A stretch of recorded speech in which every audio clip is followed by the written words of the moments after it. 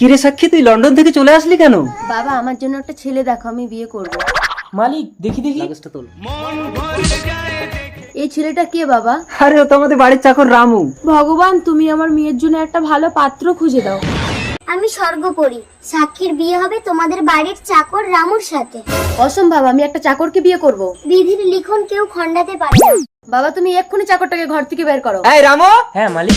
এই তুই এক্ষুনি বেরো আমার ঘর থেকে। মালিক আমি না খেতে পেয়ে মরে যাব। এই তুই মরলেই আমার মঙ্গল হবে, যা বেরো।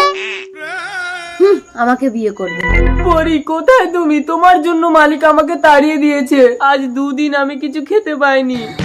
খাবারটা খেয়ে নে রামু, চিন্তা করিস না, ওই সাক্ষীর সাথেই তোর বিয়ে হবে।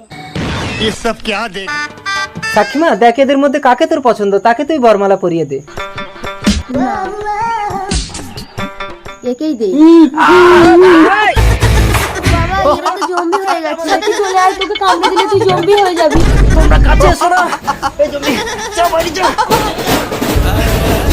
আপনি কি এই পিকটাকে ভালোবাসেন? তাহলে লাইক সাবস্ক্রাইব করা লাগবে না। আর যদি কাবাগরটাকে ভালোবেসে থাকেন তাহলে লাইক সাবস্ক্রাইব অবশ্যই করবেন। আর যদি আপনি কিছুই না করেন তাহলে আমি ভেবে নেব আপনি এইটা। কি গো পরির অভিশাপে ওরা তো জম্বি হয়ে গেল।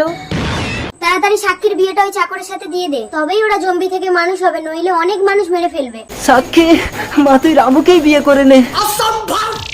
সাক্ষী, সাক্ষী কি গো তুমি পেছনের দরজা দিয়ে বেরিয়ে তাড়াতাড়ি রামুকে নিয়ে আসো। তাড়াতাড়ি আয় রামু। এই তো রামু এসেছে। সাক্ষী দাঁড়াও, রামু এই বাড়ির চাকর না, তোর বাবা ছিল এই বাড়ির চাকর। ছোটবেলায় রামুর বিধবা মাকে মেরে দিয়ে এই বাড়ির মালিক হয়েছে, আর আমি সেই বিধবার আত্মা। বাবা তুমি এত বড় বেঈমান। মা তুই আমাকে ক্ষমা করে দে, তোর মায়ের কথায় আমি এসব করেছি। ছি মা। রামু আজ থেকে তুমি এই বাড়ির মালিক। আর আমি এ বাড়ির চাকর। তারপর পরীর আশীর্বাদে জম্বিগুলো মানুষ হলো।